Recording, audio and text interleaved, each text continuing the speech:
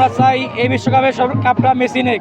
এবারে কাপটা আমরা নিয়ে মেসিকে আমরা সেই বিদায় জানাতে চাই। যদি এবার আর্জেন্টিনা কাপ জেতে এই পীরগঞ্জে আমরা একটা গরু জবাই করে বিনিয়োগ করবো। আমরা 300 হাতের একটা পতাকা এবং আমাদের প্রায় হাজার হাজার সমর্থক বিন্দু মিলে আজকে আমরা এই আনন্দ রিলেটা করতে যাচ্ছি। তো কিছুদিন আগে আমরা দেখেছি একটা হলুদ কালার যে জার্সি, যেটাকে আমরা সবাই বলি পায়খানার সবথেকে একটা মানুষের যে নিকৃষ্ট নিকৃষ্ট যে পণ্যটা, সেই পণ্যটা তারা গায়ে নি করে। এটা আসলে গন্ধ লাগে, যারা আসে তাদের দেখলেই গন্ধ লাগে। তো ফুটবলের জাদুকরে হচ্ছে মেসি, এই লিওনেল মেসির দেশ হচ্ছে আর্জেন্টিনা। তো এই আর্জেন্টিনাকে যারা ভালোবাসে আমরা মনে করি তারা আসলেই বুঝেই ফুটবলকে যারা বুঝে তারাই আসলে আর্জেন্টিনাকে সমর্থন করে।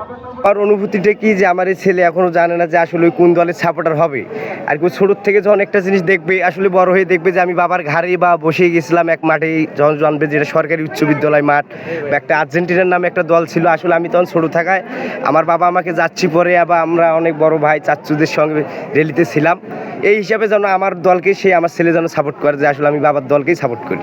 এখন নানা কটু কথা দিয়ে অনেকভাবে আর্জেন্টিনাকে দমায় রাখার চেষ্টা করতেছে, কিন্তু তাদেরকে আমি আবারও মনে করে দিতে চাই যে লাস্ট বিশ্বকাপের ডিফেন্ডিং চ্যাম্পিয়ন কিন্তু আমরা। তো লাস্ট বিশ্বকাপে ডিফেন্ডিং চ্যাম্পিয়নকে তারা যদি সম্মান না দিতে পারে তাহলে তারা কিছু করতে পারবে না। তার পথে মাঝখানে আমাদের যে রাইভাল টিম যে ব্রাজিল, তারা আমাদেরকে নিয়ে যে প্রপাগান্ডা ছাড়িয়েছে পুরো পীরগঞ্জে জুড়ে, এইটা আসলে মেনে নেওয়ার মতো নয়।